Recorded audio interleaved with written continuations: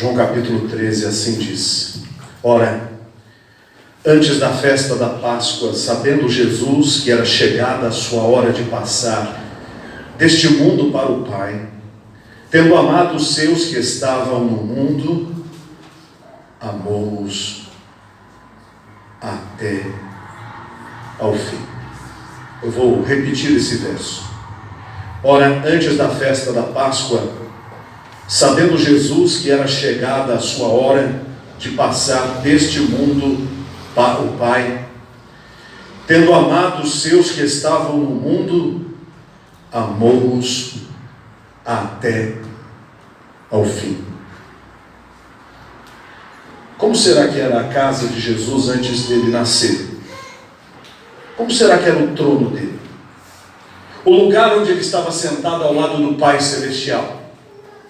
Porque diferentemente de nós, que não somos eternos, nós iniciamos, nós somos eternos, nós começamos, não acabamos, mas começamos. O Senhor Jesus nunca começou, diz a Bíblia, que Ele é o Filho do Pai desde a eternidade. Imaginem a glória e o lugar magnífico, belíssimo, puríssimo, onde estava Jesus na eternidade, com toda a sua riqueza e esplendor. E de repente, por nos amar, veio ao mundo, fez-se homem, humilhando-se. E diz a Bíblia que ele não apenas fez-se homem, mas um homem pobre, cujo berço foi o coxo de um animal, cujo primeiro tratamento higiênico foi um trapo, que só Deus sabe de que servia aquele trapo naquele momento,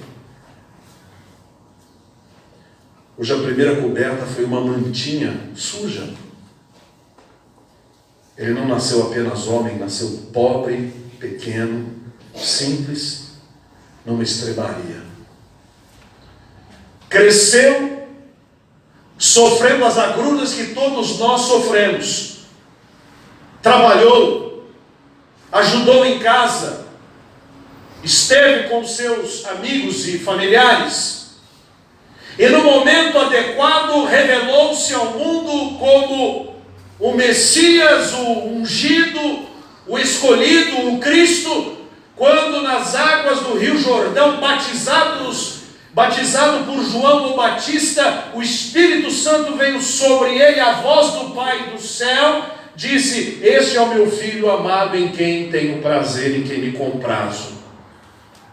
E a partir dali ele começou uma missão dura, muito mais dura que de um mochileiro que sai para viajar a turismo. Jesus saiu por todas as aldeias, por todas as cidades, por todos os lugarejos, por todas as partes, pregando a palavra, curando os enfermos, recuperando as vidas, ressuscitando os mortos, dormindo aonde dava, comendo o que tinha. Às vezes participava de festas em casas granfinas, como naqueles jantares dos fariseus que o convidavam para comer. Outras tantas estavam no deserto, sem pão, sem água, sem nada, apenas com a presença de Deus, o calor que lhe derretia a pele, porque Jesus sofreu tudo que nós sofremos. Ele esteve cansado, certamente o seu corpo doeu, certamente ele se machucou, certamente as noites eram frias, os dias eram quentes, o cansaço vinha sobre ele, mas estava ali um homem íntegro, o verdadeiro Filho de Deus, que diz a Bíblia, escolheu 12 para deles cuidar e ensinar, e com eles viver e mostrar o que era o reino de Deus. Ali estava na frente daqueles apóstolos o autor da Bíblia. Ali estava aquele que revelara a lei de Moisés, tão mal interpretada ao longo dos tempos pelos homens que a ensinavam. Agora estava o próprio autor dizendo: ouvistes o que foi dito, eu porém vos digo.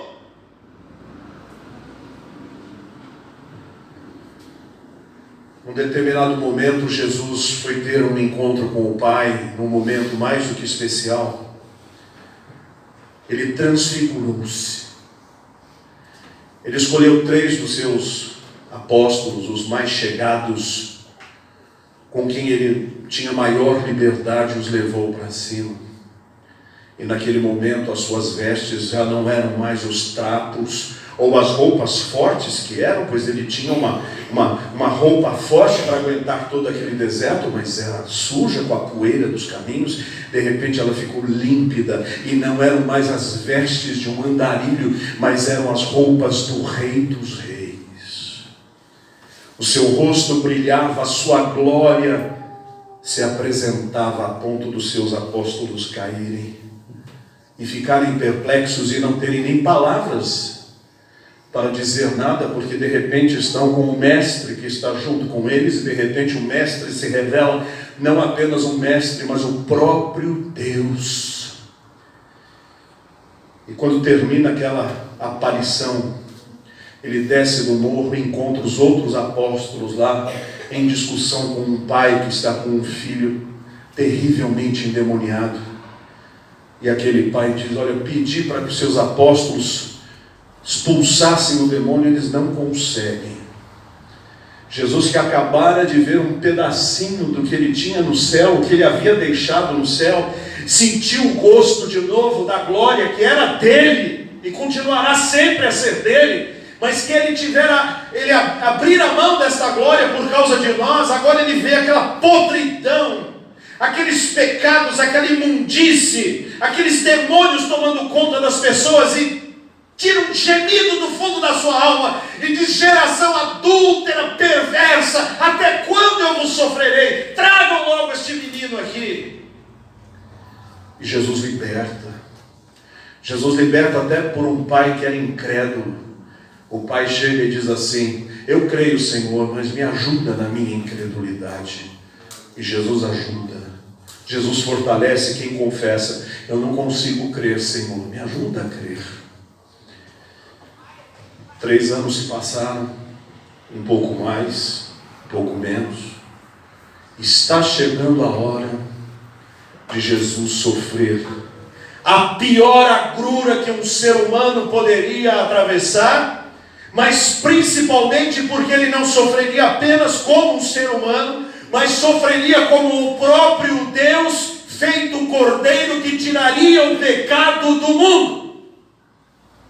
O sofrimento não seria apenas físico, porque outros já foram crucificados fisicamente, mas o sofrimento dele é porque ele estaria na cruz sem merecer, e ali ele estaria por causa de mim e por causa de você.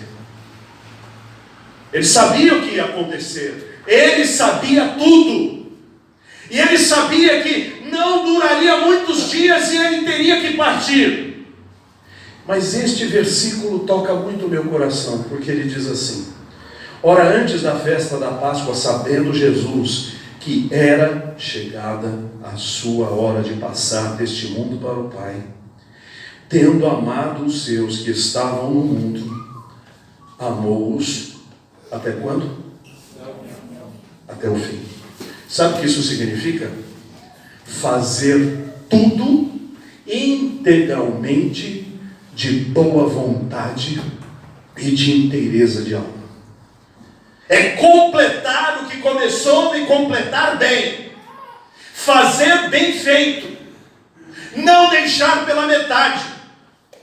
Como infelizmente as pessoas que vão deixar a sua função numa empresa sabem que vão trabalhar só mais um mês, então fazem corpo mole e destroem tudo aquilo que construíram, levando o tempo até chegar o dia, principalmente se estiverem de aviso prévio, aí é que não sai nada mesmo. Ou os nossos políticos, que sabem que não ganharam a eleição próxima, então abandonam o Estado ao Deus dará e deixam a deriva. Por quê? Porque a minha obra está terminando. Mas Jesus ia terminar a sua obra, e diz a Bíblia que ele fez tudo completo. Ele amou os seus apóstolos até o fim. Apóstolos que daqui uns instantes iriam negá-lo. apóstolos que iriam abandoná-lo, pois era cumprimento de uma profecia bíblica que dizia: ferirei o pastor e as ovelhas se dispersarão. Ele sabia de tudo isso, ele sabia que Pedro, com muito blá blá blá, eu te amo, eu te amo, eu te amo, na hora do vamos ver, não amava nada.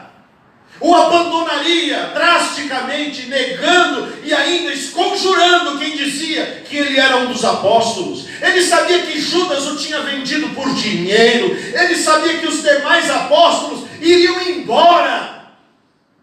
Mas mesmo assim, ele os amou até o fim. Graças a Deus por isso. Porque se ele não tivesse feito isso, não teríamos hoje a nossa salvação. Não teríamos hoje o Senhor Jesus como o Cordeiro de Deus que tira o pecado do mundo. Não teríamos acesso ao reino do Senhor. Mas Ele fez a sua obra completa. E hoje, o que precisamos é crer nele, porque Ele já fez tudo para a nossa salvação. Mas eu quero falar de uma outra coisa. Diz a Bíblia que Jesus amou a quem? Está no verso que eu estou lendo. Tendo amado a quem? A quem? Ele amou pessoas. Ele não amou coisas. Ele não amou objetos. Ele não amou monumentos. Ele não amou cargos. Ele não amou poder. Ele amou as pessoas. E aqui está uma lição para todo aquele que se diz discípulo do Senhor Jesus. Nós devemos amar as pessoas. Devemos amar os nossos. E amar significa doar-se por eles.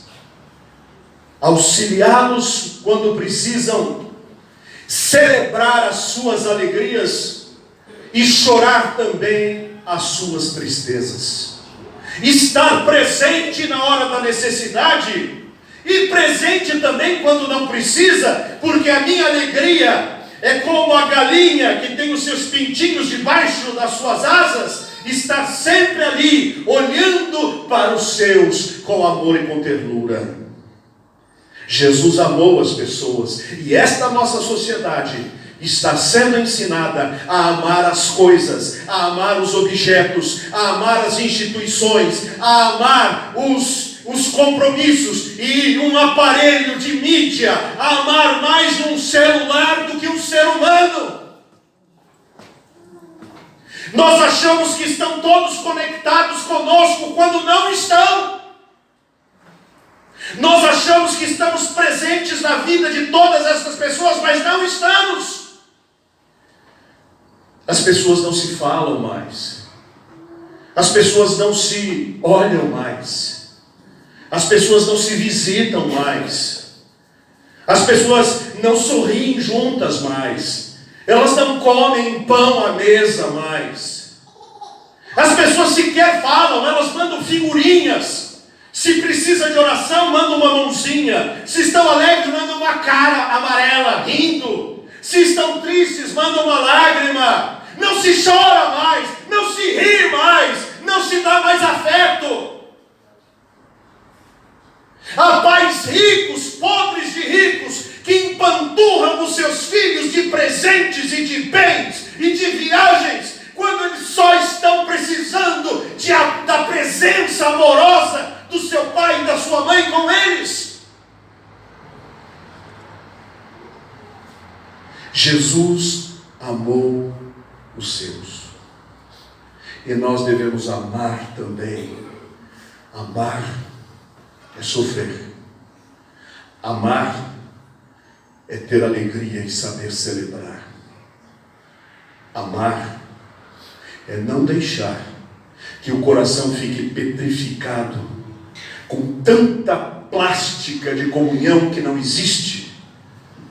Eu prefiro 1 milhão de vezes alguém que olhe para mim e diga bom dia, do que 500 tags, ou 500 smiles, ou 500 figurinhas que me mandem, que foram feitas por alguém contratado para desenhar aquilo, e não tem vida.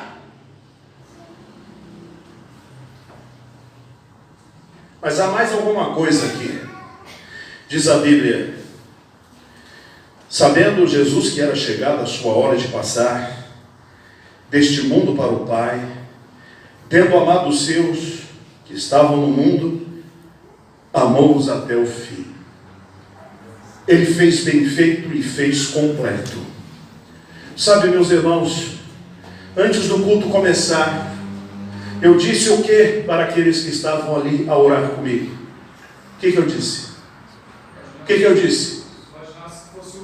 Que fosse o último culto. Se o irmão soubesse que este fosse o último culto, o irmão faria um culto qualquer, ou o melhor culto da sua vida. O melhor.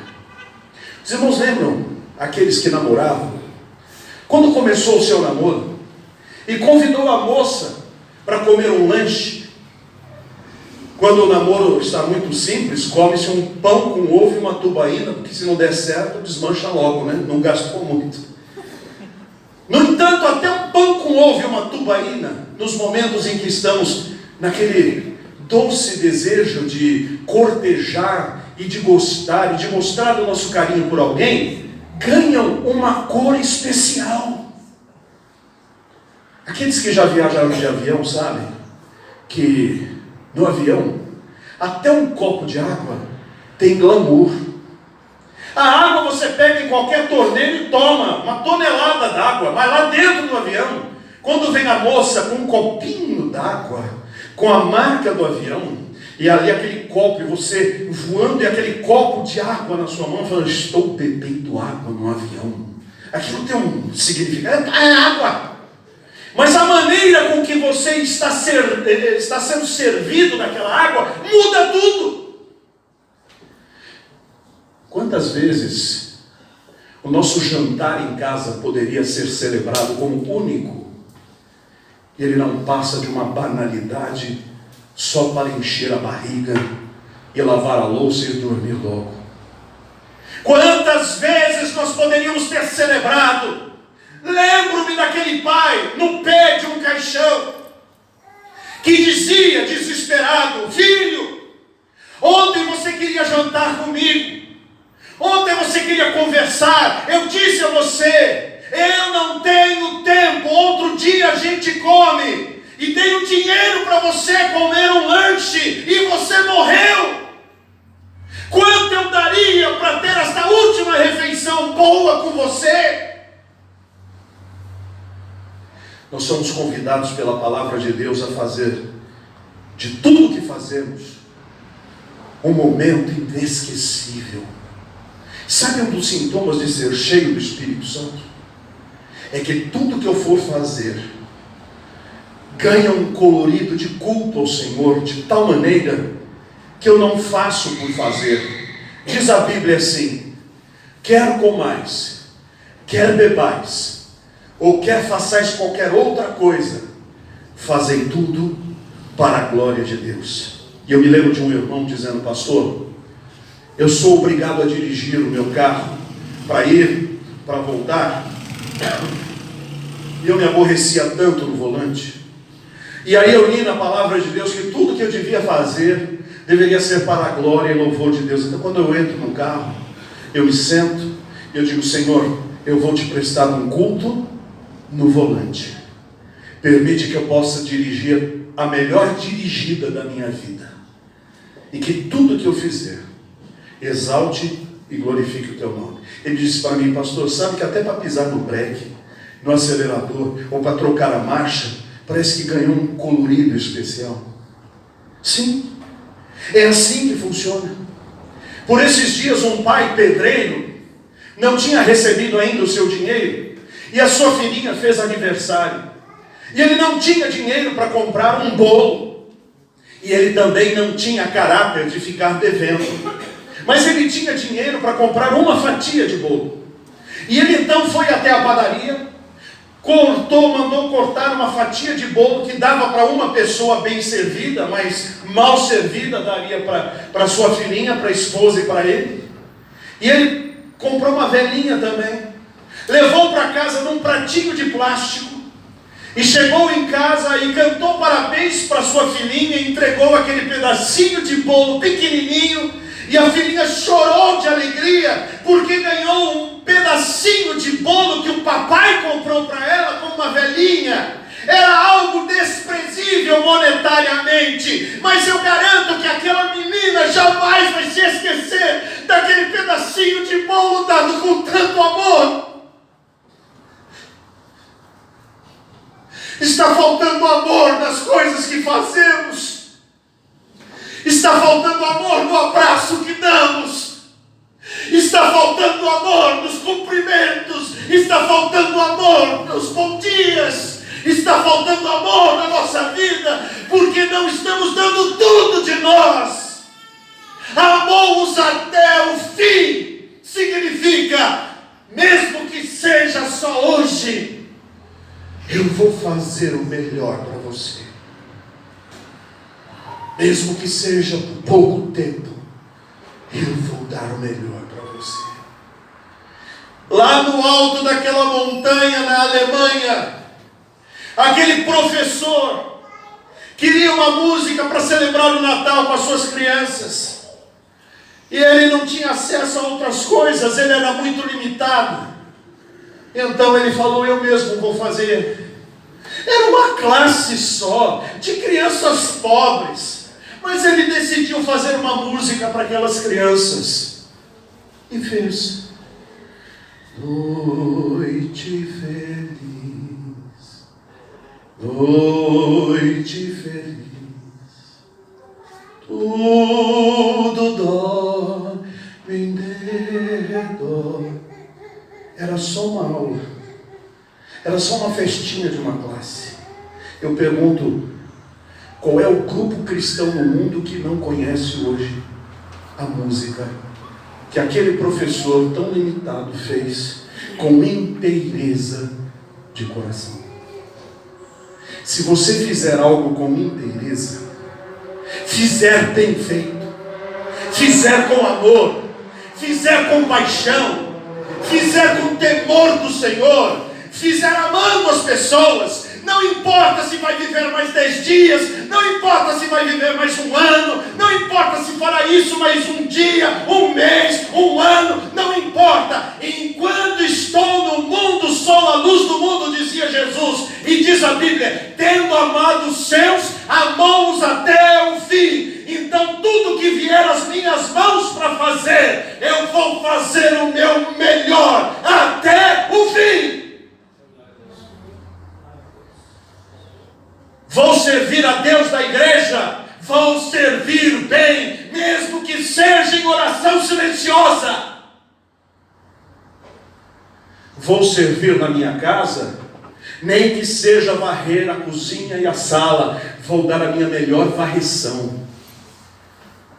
Vou no meu trabalho servir, vou fazer um pouco mais do que me pedem ou do que me pagam, porque eu não estou servindo aos homens, eu estou servindo a Deus. Vou gastar um tempo com o Senhor, eu vou gastar um pouco mais, porque Ele merece tudo de mim, e eu quero dar tudo para o Senhor. Nós não chamamos Jesus de mestre, tendo amado os seus, que estavam no mundo, amou-os até o fim.